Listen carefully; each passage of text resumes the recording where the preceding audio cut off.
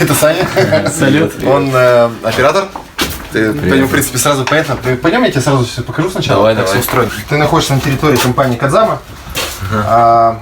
Здесь мы разрабатываем, производим оборудование, форму, упаковку. Я думаю, эта штука тебе известна. Ну, да. Значит, это меланжер на 57 килограмм. Здесь вот сейчас происходит финишная его сборка, то есть все узлы, агрегаты, детали собираются.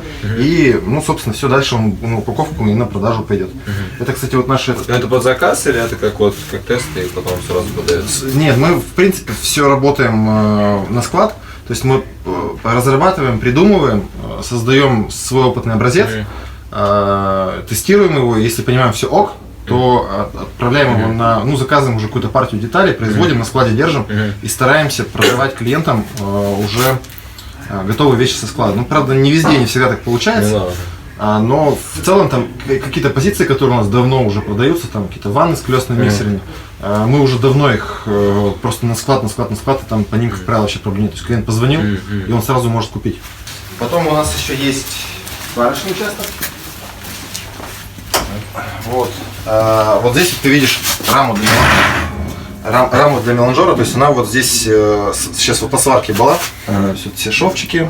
Это для того? Да. То есть вот сначала из металла, из листового материала вырезаются элементы, дальше здесь мы свариваем, обрабатываем швы, то есть проверяем все диагонали, чтобы это все было четко совпадало. Потом она на покраску отправляется, и вот, ну, дальше то, что ты там видел, она уже покрашена и уже собрана. То есть это вот запчасть, точнее несущая рама от меланжера, который мы там видели. Круто. То есть участок сварки и шлифовки, обработки.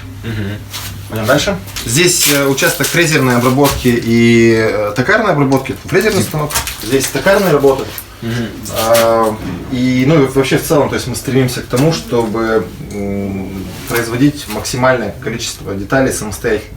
Все-таки я считаю, что это глупость. Ну, во всяком случае, к нам неприменимо, когда в умных книжках про бизнес пишут: создай идею, отдай все на аутсорс, тебе там везде все сделают. Делегируй, да? Да, делегируй, а ты только потом продай, главное, и бабло заработай. В общем, мы пробовали, и это очень неудобно. То есть все наши отношения с аутсорсерами, которые построены, они не очень эффективны, потому что это долго, дорого и не всегда качественно. Ну, да. А качество править с аутсорсерами — это тяжело. То есть ты должен сначала принять некачественную деталь, потом выяснить, что она некачественная, потом предъявить претензию, поговорить, обсудить, потом вернуть и снова получить. И в итоге это по времени очень много получается. А здесь, когда все на коротке, то есть он что-то не так сделал, там примерили, блин, что-то не пошло. Ты доделал, переделал, и это происходит быстрее.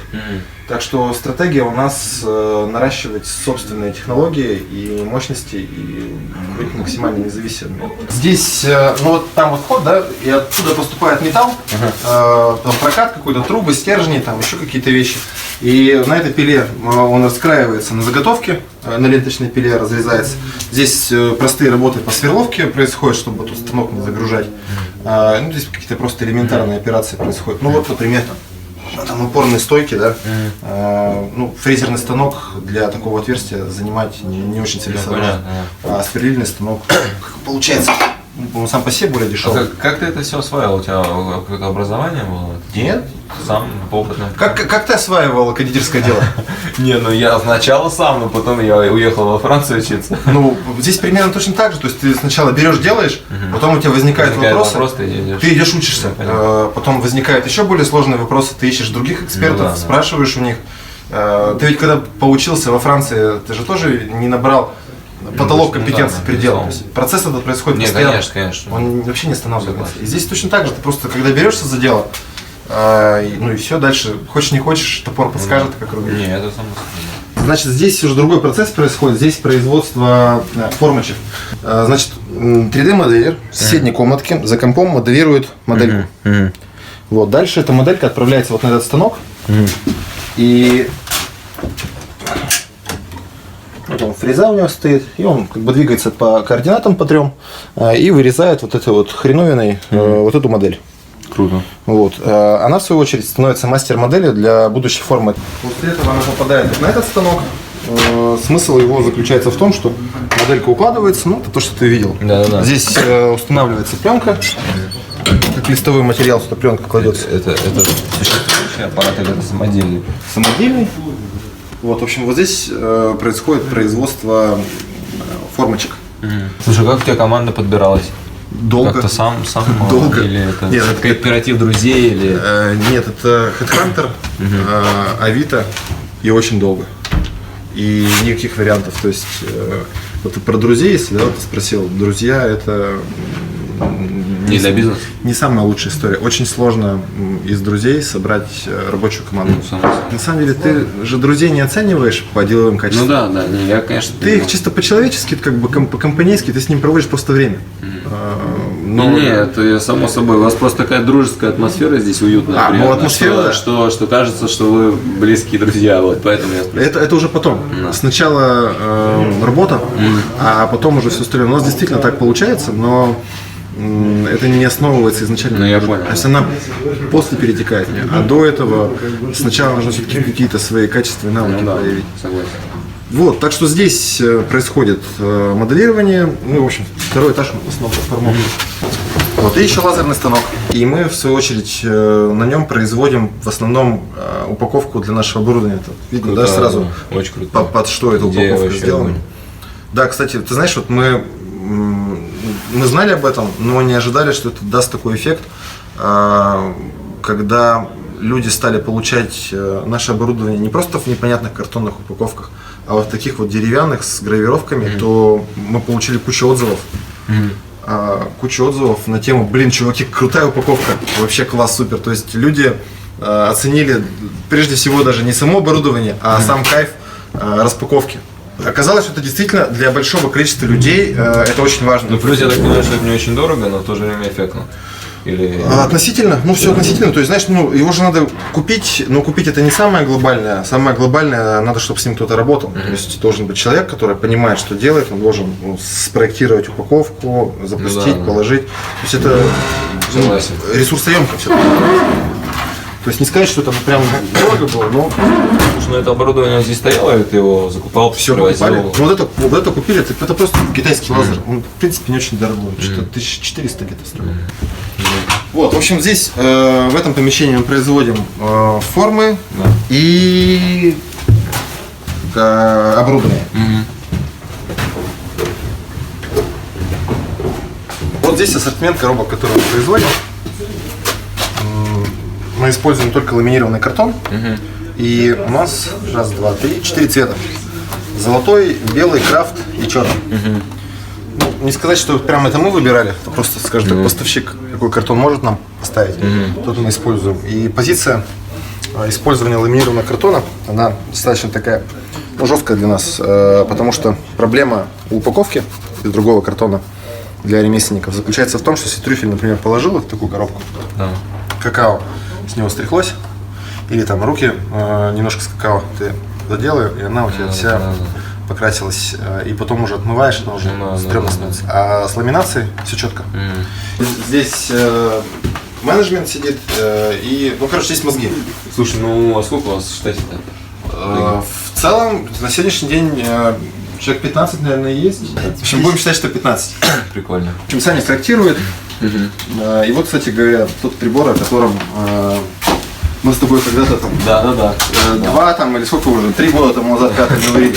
Это просто какао-масло, которое мы топили, приводили в жидкое состояние, и потом его вот в эту форму привели 33 градуса. Мы тестировали, проверяли, Саня пробовал. Хватает и 1%, и 0,5% хватает, чтобы все зародилось. То есть это реально работает, и он становится темперированным. Вот у меня вопрос, как бы, получается, что мы добавляем кристаллы какао-масла в температуру выше максимально допустимой, рабочей, да? То есть, по идее, по логике, те кристаллы, которые мы добавляем, должны там растопиться, и по факту получается, что продукт... Ну, типа, они не должны были создаться. Да, то есть, по логике, какая-то несостыковка, и, на мой взгляд, отчасти маркетинг. Но, с другой стороны, получается, я на самом деле, по большому счету, могу также растопить шоколад без микро, подождать, пока он опустится до 32 градусов.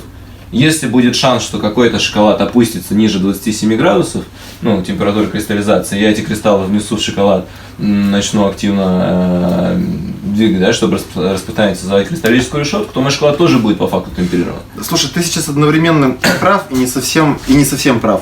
Но в целом ход мысли у тебя верный. То есть, если ты обратил внимание, то на микро, на упаковке, не написано, что это хреновина предназначена для быстрого темперирования шоколада. Там Для жарки мяса, там да. кусок мяса. Дело в том, что она реально не оправдала себя с точки зрения цены и вот как инструмента для быстрого и удобного темперирования.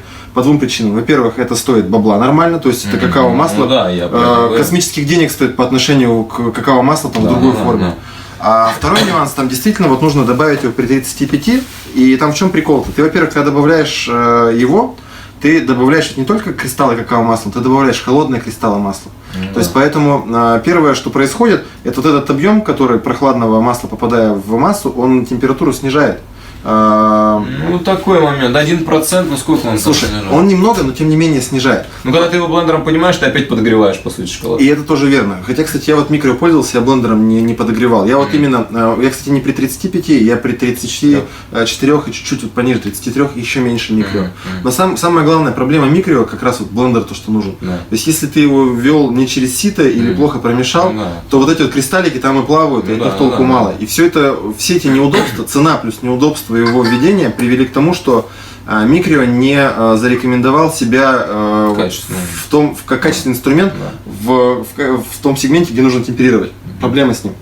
И вот эта штука, она как раз решает этот вопрос на 200%. Ты добавляешь также его мало, но ты добавляешь, во-первых, по себестоимости ровно столько, сколько это стоит на рынке, как оно должно стоить. И самое главное, оно расходится идеально. То есть микро, оно в твердой форме, и там кристалл очень плотный. А здесь кристалл пастообразный, да, он не имеет связи между кристаллами, точнее. Ты ведь даже когда ты в порошке его добавляешь, это же не единица кристалла, а это группа кристаллов, связанных между собой, и в этом задница. А в пасте нет связи между кристаллами, поэтому она не требует вот этого блендера и вот этой вот прочей вот истории для того, чтобы быстро в массе разойтись. Ну, ты когда у тебя где-то половина вот этой емкости занята вот этим маслом, у тебя всегда... Слушай, сколько тут можно? Тонну, сколько? Ну не тонну, но сколько? Ну дофига. Дофига. Ну опять же, да, я предполагаю, что эту штуку будет использовать не только в темперировании шоколада, а... Ганаша, да, слушай, прежде всего мне ганаши вот в этой теме прикалывают. То есть темперировать ганаш, то есть я всегда был за эту тему, что ганаш нужно темперить, но в условиях производства это всегда такой гемор неудобный. И поэтому никто это не делает. То есть все, те, кто шарят, все понимают, что ганаш неплохо было бы темпернуть, но никто не делает, потому что было неудобно. А вот с этой штукой темперировать ганаш, ты ничего, все, и все готово. Ну вы ее запустили уже такое в производство массовое? Нет еще. Нет еще, то есть вот этот тестовый образец, то есть мы с ним работаем. Но вот я вот в начале сентября выложил видос с ним. То есть вот когда я летом выкладывал, помнишь, я тегал? Да. Вот, то есть я тогда просто, там нечего было показать, то есть там был просто образец, условно говоря, на проводочках и на лампочках. Попробовали сам принцип, как это работает. Поняли, что мы понимаем, как оно работает и как это устроено, и уже сделали первый образец, который уже можно показать. Вот. И сейчас на основе вот этого опыта уже сейчас в серию запустимся, но я думаю, что до Нового года мы точно его запустим в продажу. И почем планируете? Тут точно не будет $1000, стопудово. К вопросу об этих самых, о печатях. Вот сколько это, кстати говоря, тебе нужно этих печатей там, в среднем на мастер-класс? Слушай, по-разному, в зависимости от, но если усреднить, 50, 60. Вот этих штук. Сколько времени ты тратишь, используя бронзовую печать? Слушай, честно, не могу сказать, что очень много, потому что у меня их много, я запихаю в печати шокер. много? Запихаю в шокер, а у меня там одна печать, 10 делает. То есть у меня там 3 печати, шокер быстро морозит. В принципе, не очень долго, но это, конечно, больше тебе дает. Во-первых, единый стандарт, потому что печати все-таки чуть разные, чуть меньше. Вот. Ну и, конечно, преимущество то, что в любом случае, конечно, на мастер-классах не столь важно, но в любом случае ты там темперируешь шоколад, замороженный печатью темперированный шоколад. Тут как бы процесс более... Знаешь, вот, мне кажется, у него, вот у такого подхода к печатям, у него есть самый главный аргумент, который вот заключается в одной простой истории. Однажды мне позвонил один заказчик, клиент, и говорит: слушай, Дима, мы тут влипли, говорит, в одну историю такую. Клиент попросил сделать на десерт, сделать изделие вот в виде таких печатей. Отправил референс вот к тому, что вот прикладываю эту печать, сделайте так же. Я посмотрел и говорит, вообще фигня, заказать печать, сделать не вопрос. Но есть нюанс. Этого должно быть пару тысяч штук изделий. Вот. И то есть, и мы, говорит, начали делать это с печатями и поняли, что мы будем год целый делать с печатями вот эти изделия под десерты. И это просто нереально. Говорит, что делать? И я говорю, так что делать? Надо просто формочку в виде печати бахнуть и вопрос закрыт. Это вообще огонь. То есть с точки зрения производства Ну, уже масштабов, реально. конечно. На мастер-классах я согласен, что бронзовая печать там вполне может удовлетворить запросы. Но если говорить уже про безусловно. то, чтобы запускать это в серию и украшать десерты массово, Конечно. печать уже не справится. Однозначно. То есть, слушай, кстати, вот, ну вот ты 3 печати заморозил, ну или 5 печатей, они отработали, потом сколько времени им нужно в шокере еще пролежать? Ну, 20. Ну, то есть ты потом... Ну, в любом случае ты тратишь, да, и... Вот и при том, что ты шокер не всегда же используешь, Да. то есть ты его должен держать постоянно вот и включенным в истории такой. Не, это однозначно удобнее, это и как минимум единый стандарт. В общем, вот я с прошедшим днем рождения. Спасибо, Вот тебе спасибо подарок. тебе большое. Спасибо, очень приятно. Так что это... И сколько теперь я могу делать, да? Слушай, я не знаю, ну смотри, вот здесь по 9. 9 на каждой. 20 форм, 20 на 9, 180 штук. Ну, как раз в печку 180 эклеров обычно ставят. Да, Два раза ну такая. вот, то есть на одну загрузку печки сможешь делать сразу же 180 штук. Слушай, ну круто. Давай Давай снимем что-то интервью с тобой. Сядем, запишем, расскажешь, что у тебя происходит в жизни, что нового, и давай. бахнем, расскажем людям. Давай. Тогда, мне кажется, сейчас можно будет, Сань, микрофон врубить и свет поставить. Будет это качественнее.